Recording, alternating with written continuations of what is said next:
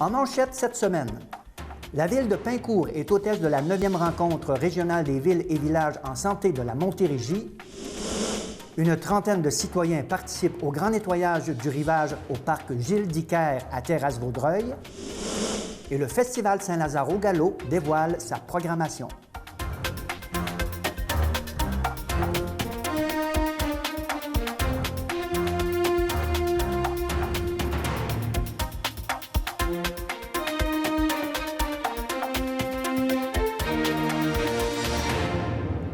Bienvenue à votre hebdo régional. Eh bien, la santé s'invite de plus en plus dans la sphère municipale. Effectivement, le 19 mai dernier, une centaine de participants ont pris part à la 9e rencontre régionale des villes et villages en santé de la Montérégie à l'Omnicentre de Pincourt.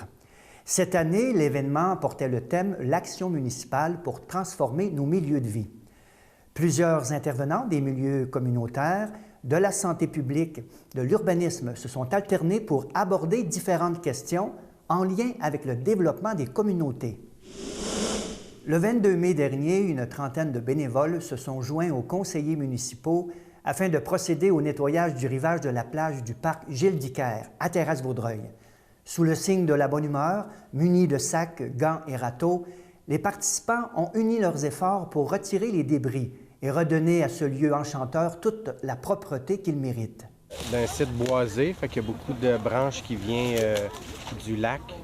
Fait qu'à chaque année, depuis 2 ans, on ramasse les branches. Là. Cette année, l'eau est haute, mais il y a quand même beaucoup de débris qui viennent de la rive. En fait, c'est dans le cadre de l'organisme Les Grands Nettoyages des Rivages canadiennes. C'est un organisme qui a été initié par l'Aquarium de Vancouver.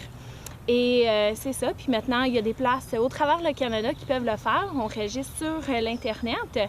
Et les formulaires, en fait, sont envoyés au gouvernement du Canada par après pour que le gouvernement ait plus d'informations sur l'environnement puis les plages en particulier. La ville de Saint-Lazare a officiellement dévoilé la programmation du Festival Saint-Lazare au Galop qui se tiendra le 1er, 2 et 3 juillet prochains. La ville accueillera des milliers de citoyens, visiteurs et touristes pour les célébrations de la Fête du Canada, suivies de 2 jours de célébrations hippiques. Au menu des ateliers, des spectacles et des démonstrations de sport équestre, incluant cette année des démonstrations de horseball et d'attelage. Le festival aura le privilège d'accueillir notamment la flamboyante troupe de joutes médiévales Knights of Valor et la chanteuse Ariane Moffat. Frédéric Houle, une élève de 4e secondaire du Collège Bourget à Rigaud, a reçu le prix du mérite de l'engagement dans les activités parascolaires décernées par la Fédération des établissements d'enseignement privés. Cette année, cette récompense a été remise à 29 élèves du secondaire qui se sont démarqués par leur engagement dans la vie de leur école et dans différentes activités parascolaires. Ce prix leur a été remis lors d'une fin de semaine de formation au leadership qui s'est déroulée du 13 au 15 mai au centre de villégiature Jouvence dans les cantons de l'Est. Le 19 mai dernier avait lieu le vernissage de l'exposition « Archéologie du présent, la matière symbolique » de l'artiste Claude H. Vallée. L'exposition s'inspire du courant Récup Art et se traduit par des assemblages éclectiques, intrigants et mystérieux. L'artiste a choisi de présenter sa production dans 2 lieux qui ont des missions complémentaires, dont le museau à Salaberry de Valleyfield et le musée d'archéologie Pointe-du-Buisson à Beauharnois. Le cinéaste André Desrochers de C'est sur la télé en a profité pour présenter le documentaire intitulé « Claude H. Vallée, le recyclard », qui propose une incursion dans l'univers créatif de l'artiste. Dans le fond, je me vois comme un archéologue, mais aussi, et c'est là le côté artistique, je recueille des artefacts, je recueille des objets, je recueille de la matière, mais cette matière-là, je la travaille, je lui donne un sens. Et c'est ça qui est enivrant quelque part, c'est le côté création. C'est comme si je donnais une deuxième vie à ces objets que je recueille, ou encore, dans ce cas-là, c'est une pierre. La pierre aurait pu rester dans le champ si je n'avais pas recueilli. Et là, je vais lui faire porter un message. Et ça m'intéresse comme artiste, comme créateur. Je me dis, si j'ai une idée, je vais au bout de cette idée. Et puis j'ai comme une petite tendance à me priver de rien. C'est dans le cœur même de l'usine Norampac, une division de Cascade, qu'Isabelle Parson, artiste originaire de Pointe-Fortune, a choisi de dévoiler l'œuvre créée dans le cadre du projet de médiation culturelle « Je t'aime, moi aussi ». L'événement, partagé avec les membres du personnel de l'usine, est venu clore une démarche visant la sensibilisation à la sécurité au travail via le processus de création. Artiste de la relève, Isabelle Parson exploite les thèmes de l'eau, de l'identité collective et du territoire construit-déconstruit à travers des médiums variés. La photographie et le graphisme demeurent toutefois ses armes de prédilection. Le 10 mai dernier, la maison Félix Leclerc de Vaudreuil a dévoilé sa programmation pour la saison estivale 2016. Le site sera particulièrement animé avec les spectacles de Loco Locas et Yann Perrault. Le Cinéma sous les étoiles, en collaboration avec la Boîte Lumineuse, présentera un film chaque lundi vers 20h. La grande nouveauté cette année est l'obtention d'un permis d'alcool qui permettra aux visiteurs de siroter un apéro sur la terrasse, et ce, à partir du mois de juillet. Nan Cousier dévoilera sa 20e publication, Commencement, une suite poétique parue aux éditions du Passage à Montréal. Bien connue dans la région comme intervenante en animation du livre et de l'écrit, Nan Cousier aborde, avec ce 3e livre de poésie, les grands thèmes de ce qu'il est convenu d'appeler l'écriture migrante. Par un voyage intérieur traversant des espaces de mémoire scellés à des temps disparus, l'auteur met en scène un soi erratique et nomade. Le lancement aura lieu à partir de 18h à la salle multifonctionnelle de la bibliothèque Gaby Farmer-Denis à Les Cèdres le 10 juin prochain. Une exposition unique de pièces philatéliques conduisant sur les pas de saint François d'Assise se tient présentement à la basilique cathédrale Sainte-Cécile à Salaberry de Valleyfield. De plus, plusieurs tableaux sont aussi présentés par des membres du club philatélique du Grand Valleyfield sur la nativité, vus par des peintres célèbres, sur les fêtes de Noël et sur l'histoire de la philatélie. Il est possible d'admirer ces collections jusqu'au 17 juin prochain. Le Musée de Société des Deux-Rives souligne l'arrivée de l'été en grande pompe en proposant une soirée unique de dégustation de whisky en compagnie du sommelier Guillaume Turpin le vendredi 10 juin prochain dès 18h.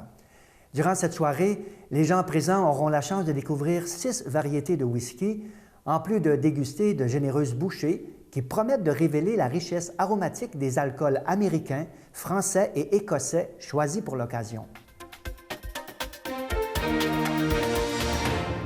La Ville de Saint-Lazare tient à remercier Emma Québec, les donneurs de sang et les bénévoles qui ont rendu possible la collecte de sang des pompiers qui se déroulait le 18 mai dernier.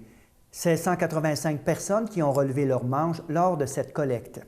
Rappelons que Emma Québec a pour mission de répondre avec efficience aux besoins de la population québécoise en sang et ses dérivés. À noter que la prochaine collecte de sang sera celle des camps de jour le 13 juillet prochain. Le maire de la ville de Saint-Lazare, Robert Grimaudeau, invite tous les résidents à une fête intergénérationnelle dans le cadre du lancement officiel de la politique familiale municipale et de la municipalité Amis des aînés de Saint-Lazare le dimanche 12 juin dans le stationnement de l'Hôtel de Ville. À cette occasion et comme à chaque année, le Club optimiste de Saint-Lazare tiendra sa traditionnelle course de boîtes à savon, où près d'une centaine de jeunes rivaliseront sur la côte du chemin Saint-Angélique devant l'Hôtel de Ville. Le 14 mai dernier, la Caisse des Jardins de Vaudreuil-Soulanges, en collaboration avec la Sûreté du Québec et Iron Mountain, ont organisé une activité de sensibilisation à la fraude et au vol d'identité. Les citoyens ont été invités à venir déchiqueter de manière sécuritaire leurs papiers importants à l'un des 3 points de service situés à Coteau-du-Lac, à Vaudreuil-Dorion et à l'île Perrot. C'est un simple geste de détruire ces documents d'une manière sécuritaire, soit en les déchiquetant, pour empêcher le vol d'identité, entre autres. Les fraudeurs vont aller chercher l'identité des personnes en leur cherchant des informations, des renseignements personnels sur certains documents. On peut parler des rapports d'impôts, des factures, différents comptes aussi qu'on a à la maison. Alors, pour être sûr que les gens peuvent détruire ces documents-là d'une manière sécuritaire, c'est avec un partenariat aujourd'hui avec les Caisses des Jardins de Soulanges et la compagnie Iron Mountain qui font le déchiquetage d'une manière sécuritaire. va permettre à contrer le vol d'identité ou en tout cas aider à contrer le vol d'identité. Voilà ce qui met fin à votre bulletin de nouvelles. Restez avec nous car tout de suite après la pause, je reçois la directrice générale de l'organisme Parrainage civique de Vaudreuil-Soulanges. À tout de suite.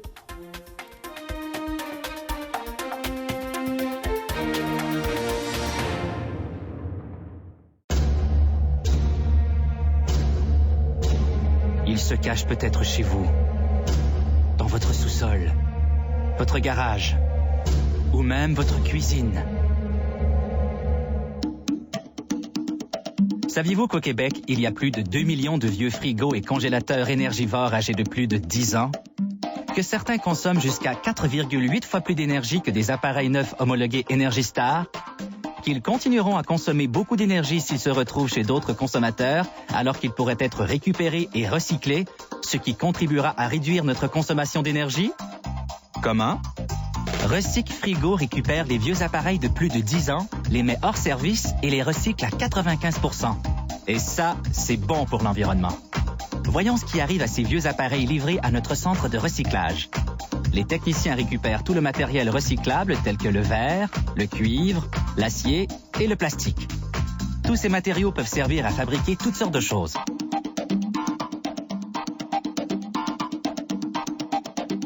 Autre point important, les huiles et le gaz sont prélevés et détruits selon des normes environnementales strictes. De plus, on contribue à la protection de la couche d'ozone en éliminant de façon sécuritaire les CFC présents dans les vieux appareils. Maintenant que vous comprenez que la récupération de vos vieux appareils contribue à la réduction de la consommation d'énergie et à la protection de l'environnement, vous vous demandez si vous aussi pouvez en retirer des avantages. Eh bien oui. En vous débarrassant de votre vieil appareil énergivore, vous réduirez vos coûts d'électricité. Et si vous le remplacez par un nouvel appareil homologué Energy Star, vous économiserez encore plus. Vous savez, c'est facile. Nous viendrons le ramasser gratuitement et vous recevrez un chèque de 60 $ par la poste. Il ne vous reste qu'à vous inscrire en ligne ou par téléphone. Alors n'attendez plus. Faites-le maintenant.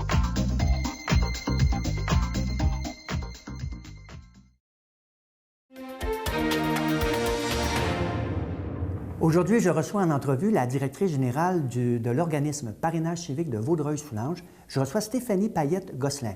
Bonjour Stéphanie. Bonjour. Ça va bien? Ça va bien, toi? Merci d'avoir accepté l'invitation pour nous parler de cet organisme qui est peu connu dans la région. Avec plaisir. Alors dis-moi d'abord, d'entrée de jeu, Parrainage civique. C'est quoi cet organisme-là? Alors, le Parrainage civique de Vaudreuil-Soulanges est un organisme qui est né en 1982 et qui fait partie d'un mouvement de parrainage civique. Alors, on n'est pas le seul parrainage civique dans le Québec. On fait partie d'un regroupement québécois du parrainage civique. Il y en a combien au Québec? Il y en a au-dessus d'une vingtaine de partout à travers le Québec. Et on a tous une mission commune qui est de faire du jumelage. Donc, de jumeler des personnes qui ont une déficience intellectuelle ou un trouble du spectre de l'autisme. Certains organismes font aussi avec la santé mentale, des problématiques de santé mentale et déficience physique. Et donc, le but, c'est de jumeler une personne qui a des incapacités, des besoins avec une personne de la communauté pour lui venir en aide, pour avoir une relation d'amitié et d'entraide avec cette personne. OK. Puis, ils vivent aussi des activités. Ça veut dire qu'il y a des groupes qui peuvent aller au restaurant, ils peuvent aller magasiner. C'est pas seulement de l'activité, c'est du jumelage aussi. Exactement. C'est vraiment de jumeler deux personnes. Des citoyens à part entière. Exactement, avec une personne qui aurait des besoins plus particuliers. Donc, comme un parrain-marraine ferait avec son filleul. Dont le nom parrainage. Exactement. Et c'est origine d'où, ce parrainage civique? Est-ce que c'est canadien, c'est mondial? Alors, c'est parti à la base d'un monsieur qui s'appelait Wolfenberger, qui a développé ça aux États-Unis. Donc, lui avait comme objectif de valoriser les rôles sociaux des personnes qui ont des incapacités ou qui ont des besoins particuliers. Et donc, c'est parti aux États-Unis et ça s'est envenu ensuite au Canada, puis au Québec par la suite. Là, tu vas me dire quel genre de service, là. Dans le concret, on parle de jeunes, on parle d'adultes, hein? Oui, on parle d'adultes. C'est 18 ans et plus, là. Oui, de 18 ans et plus, exactement. Est-ce qu'il faut être membre pour avoir des activités, avoir un jumelage? J'imagine qu'il y a un membership. Oui. Donc, nous, les gens deviennent membres à l'organisme, puis ensuite ont droit aux différents services. Nous, on a une particularité au parrainage civique de Vaudreuil-Soulanges parce qu'on n'a pas que des services de jumelage. On a différents services pour les personnes qui ont une déficience intellectuelle ou un trouble du spectre de l'autisme, et on a également des services pour les proches aidants de personnes aînées en perte d'autonomie et pour les aînés.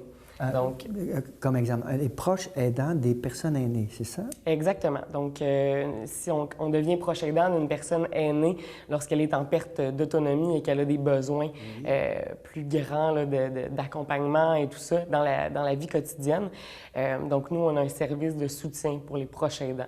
Donc, on leur donne de l'information, on les réfère, on va faire du soutien individuel. Vous êtes comme un carrefour aussi pour ces personnes-là. Oui, donc j'ai une intervenante sociale qui s'occupe spécifiquement de ces gens-là pour les soutenir. On a des activités de loisirs pour les personnes aînées en perte d'autonomie. Puis, on a le volet des activités pour les personnes qui ont une déficience intellectuelle qui est très grand chez nous. Donc, on a le service de jumelage.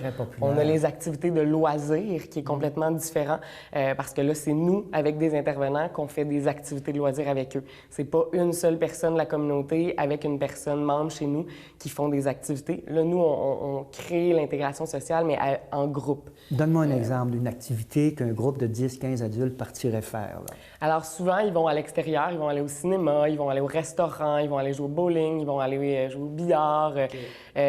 Donc, ça, c'est quand ils vont à l'extérieur. Sinon, à l'intérieur de notre bureau, dans le centre d'activité, ils vont faire de la cuisine, ils vont jouer à des jeux de société, ils vont faire toutes sortes d'activités. Ils vont entamer des conversations sur différents sujets, comme exemple la santé, les saines habitudes de vie, qui est notre mandat cette année de développer avec eux avec à travers les activités. Ça augmente le sentiment identitaire aussi à ces personnes-là. Bien, pour s'intégrer dans la société, il faut en faire partie à différents niveaux.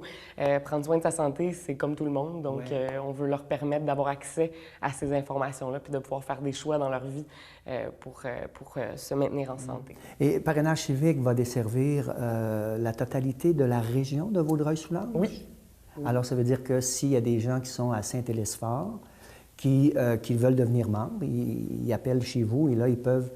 Mais là, il y a un transport qui doit se faire. Est-ce que vous êtes en relation avec le transport ici en commun? Oui, on travaille beaucoup avec Transport Soleil.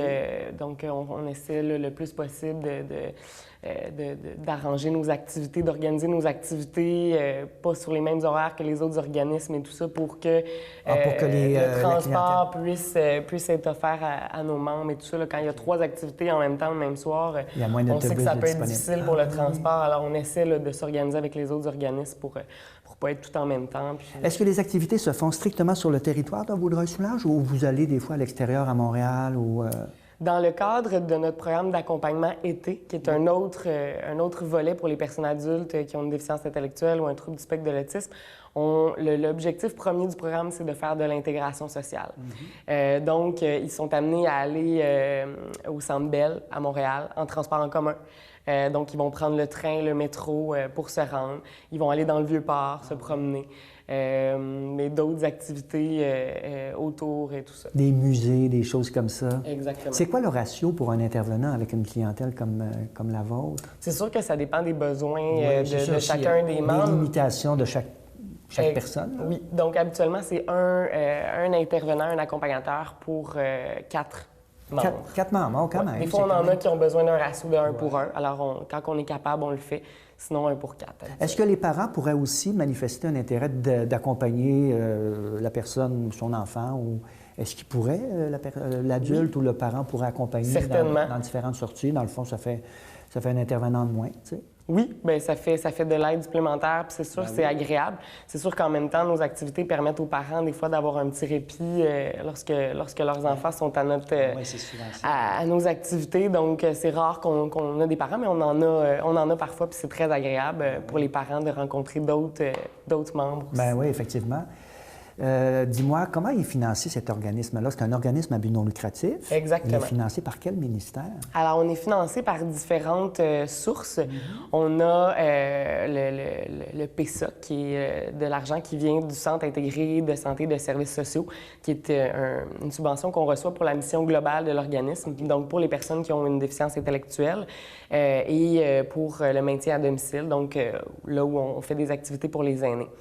On a également une subvention complètement différente qui vient de l'appui Montérégie pour les proches aidants de personnes aînées. Donc, c'est vraiment là, deux budgets différents. Et on a un autre budget qui vient d'une entente de service avec le CISMO, donc avec le Centre intégré de services de santé et services sociaux. Montérégie-Ouest. Exactement. Okay. CISMO. CISMO, OK. Pour notre service d'activité de jour, qui est un autre service qu'on a pour les personnes qui ont une déficience intellectuelle ou un trouble du spectre de l'autisme. Ça fait quelques années qu'on a ce projet-là. Dans le fond, les jeunes sont à l'école jusqu'à 21 ans. Puis à partir de 21 ans, souvent, s'ils ne sont pas aptes à aller sur le milieu du travail ou qu'ils ont encore des habiletés à développer, des compétences, bien, il n'y a pas beaucoup de places où ces gens-là peuvent aller. Donc, nous, on a développé un service d'activité de jour en partenariat avec le CISMO pour accueillir ces gens-là du lundi au vendredi. Donc, on a des gens qui sont à 5 jours, des gens qui sont à 2 jours, 3 jours, dépendamment des besoins. Mais l'idée, c'est de permettre aux parents de continuer à travailler pour que nous, on puisse les accueillir, puis on développe les habiletés avec eux. Ils socialisent, ils font toutes sortes d'activités, ils font beaucoup de cuisine. C'est vraiment un beau groupe. Est-ce qu'il y a des activités... Est-ce que les activités sont toujours payantes pour la clientèle ou des fois c'est gratuit? La majorité des activités sont gratuites. Ouais. Ou sinon, c'est des petits coûts. Ah oui, parce qu'il y a des prix d'entrée des fois pour aller dans un musée. C'est ça. Donc, les frais d'accompagnement en tant que tel, c'est vraiment le parrainage qui les absorbe. Par contre, s'ils vont au cinéma, bien, les frais du cinéma, ça relève de c'est le parent personne, ou la personne là, qui fournit pour les activités. Le restaurant, la même chose. Si Exactement. vous allez dans un restaurant avant une sortie, bon, ben c'est l'adulte handicapé intellectuel qui a sa propre monnaie. Exactement. Puis là, tout ça est géré. Ah, c'est super. Est-ce que vous êtes à la recherche de d'autres financements? Faites-vous des campagnes de financement? Alors, on s'en vient vers ça dans la prochaine année. On est en processus de planification stratégique pour revoir un peu notre mission, nos orientations, pour bien cerner vers où on s'en va, puis comment on veut développer nos services, parce qu'on a beaucoup d'opportunités, mais il faut savoir où est-ce qu'on s'enligne, parce qu'on ne peut pas développer tout ce qu'on voudrait. Alors, c'est sûr qu'avec ça va venir des levées de fonds, des grandes levées de fonds pour... C'est quoi le modèle de gouvernance chez vous? C'est un conseil d'administration? Oui, donc comme tout organisme communautaire, il y a un conseil d'administration qui sont des personnes bénévoles qui veulent s'impliquer au développement de l'organisme. Alors, c'est eux qui décident de la gestion budgétaire et tout ça, qui ont un regard sur est-ce que la mission est accomplie. Puis ensuite, il y a moi qui est la directrice générale qui relève du conseil d'administration et qui gère finalement le reste de l'organisme. C'est situé où, ça, ce parrainage civique-là, dans Vaudreuil-Soulanges? On est à Dorion. Donc, secteur d'Orion. On est au 36 Saint-Charles à Dorion. Donc, ça, c'est près de l'église Saint-Jean-Baptiste en face, mais c'est rendu un centre communal. Le petit centre. Le petit centre, là. Oui, c'est à côté. Puis vous avez des espaces là-bas pour les activités et tout. Oui, on a un espace qui est restreint, donc un peu ça aussi, l'objectif de faire notre planification stratégique pour essayer de penser à se relocaliser dans un endroit où on pourrait accueillir plus de gens puis offrir plus de services, parce que présentement, on est à pleine capacité. Oui.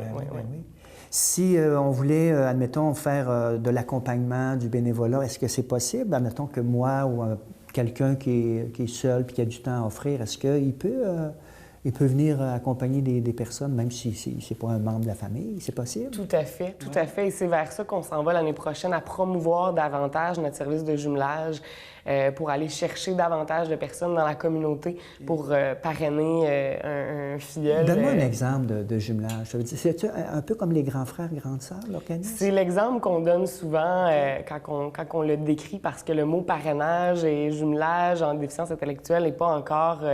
il ne circule pas autant qu'on voudrait de bouche à oreille. Mais moi, je peux parler de mon expérience personnelle. Je fais du jumelage depuis plusieurs années avec un jeune adulte de 39 ans qui a une déficience intellectuelle. Bon, c'est quoi que tu fais là? Tu pars une journée avec lui un après-midi? Alors, à peu près une fois par mois, on fait des activités. On va manger au restaurant, on va dans les festivals. Et tu es toute seule avec lui? Oui. Oui. Ah oui? Et on a développé une super de belle relation ensemble. On parle de toutes sortes de choses. Il m'amène tellement à avoir une autre vision sur le monde. Il me pose des questions tout le temps sur des choses que je m'étais pas questionnées ou que j'aurais pas pensé qu'on aurait ces conversations-là. Il m'étonne toujours. Très enrichissant. Vraiment. Wow! Vraiment. Et là, on commence bientôt des cours de yoga ensemble. Alors, quand on parle d'intégration sociale et qu'on parle d'implication dans la communauté, c'est ce qu'on veut faire avec le jumelage, c'est que chacun s'amène quelque chose. C'est une relation que tout le monde tire quelque chose de ça. Donc, voilà. Alors, super. Oui, on accepte les gens qui veulent faire du bénévolat à bras ouverts, puis on est là pour les supporter, les accompagner. C'est pas, tu sais, des fois, les gens peuvent avoir peur de, mais là, je sais pas, je connais pas ça, les gens qui ont une déficience intellectuelle et tout ça. C'est l'ignorance, en fait. Voilà, mais nous, on les accompagne tout le long de s'ils ont des questions, s'il y a quoi que ce soit. On les invite à venir dans nos activités pour connaître un peu la clientèle, se familiariser avec les gens. Puis après ça, ils peuvent faire des activités par la suite. La clientèle qui participe à vos activités n'ont pas nécessairement des problèmes de comportement. C'est souvent une clientèle qui est très sociale, qui communique, hein, je pense. Hein? Oui, bien, du ratio qu'on a avec les sous qu'on reçoit, personne handicapée lourde. On ne pourrait pas avoir du 1 pour 1. Puis physiquement parlant, on n'est pas adapté non plus pour des personnes qui auraient des besoins, qui auraient davantage des besoins. Des fauteuils roulants électriques. Exactement. On a quelques personnes qui ont un fauteuil roulant, mais on ne pourrait pas en avoir 10 parce que ça ne circule plus. Puis notre salle de bain n'est pas adaptée non plus. Donc, ça prend des personnes qui sont quand même capables de se déplacer puis de s'organiser à certains niveaux. Mais c'est ça, on n'accepte pas les personnes qui ont des trop gros troubles de comportement. Quand c'est petit, on peut travailler en collaboration avec les intervenants, puis on dit pas non, c'est du cas par cas, puis on évalue ce qu'on est capable de faire. Là. Écoute, en terminant, on peut dire aux gens, s'ils veulent en connaître davantage, c'est ouvert, j'imagine, l'administration du lundi au vendredi. Les activités, c'est les week-ends aussi, les soirs. Il y en a aussi, oui. On peut communiquer avec vous. S'il y avait des gens qui avaient des offres de cours ou d'activités, on peut aussi appeler chez vous pour dire, écoutez, moi, je fais telle chose d'atelier dans ma grange, je pourrais offrir un atelier, ça serait possible aussi. Tout à fait, tout à fait. Okay. Puis même les différentes entreprises, organismes dans la région, on travaille, nous, entre autres, en collaboration avec la Ribouledingue. Ils viennent faire des activités chez nous, au centre d'activité de jour et dans nos activités de soir. Ils amènent des jeux, ils nous font découvrir des jeux. Puis nous, ça permet de voir si c'est des jeux qui fonctionnent bien. Puis après ça, on peut les acheter. Les membres aussi découvrent des jeux qui les intéressent. Donc oui, n'importe qui peut nous appeler, qui ont des choses à proposer. On veut s'impliquer dans la communauté. Puis si les gens s'impliquent avec nous, bien, c'est comme ça qu'on va... Super. Qu'est-ce qu'on peut souhaiter maintenant à Parrainage civique de Vaudreuil-Soulanges pour les 10 prochaines années? Un nouveau local? Oui, un nouvel espace? certainement. On veut se relocaliser pour être capable d'offrir plus de services. Et on veut travailler de plus en plus avec les différents partenaires dans la région. On le fait progressivement avec les différents organismes, les entreprises, la ville. On le fait, là. On est en train de travailler sur des comités. Je vous en dis pas plus parce que vous allez apprendre des choses prochainement. Mais on veut arrimer nos services pour travailler le plus possible ensemble, à trouver des solutions puis à faire davantage d'intégration. De plus en plus vu aussi, parce qu'il y a beaucoup de gens qui ne connaissent pas le rôle de parrainage civique. Exactement, exactement. Puis on a un gros rôle de sensibilisation aussi auprès de la communauté pour que quand on arrive sur les lieux, bien, qu'on soit bien accueilli puis que de favoriser que la personne puisse y retourner seule par la suite puis soit accueillie de la même manière parce que les gens la connaissent, parce que les gens savent comment l'approcher, comment l'aider si elle a besoin d'aide. Voilà. Oui. Écoute, on souhaite longue vie à Parrainage civique. Bravo, Stéphanie. C'est vraiment intéressant de savoir qu'on a un organisme comme ça chez nous dans Vaudreuil-Soulanges. Bien, longue vie, Parrainage civique. Bien, merci. Merci. Voilà ce qui met fin à votre hebdo régional. Je vous invite la semaine prochaine pour un autre hebdo régional. D'ici là, portez-vous bien.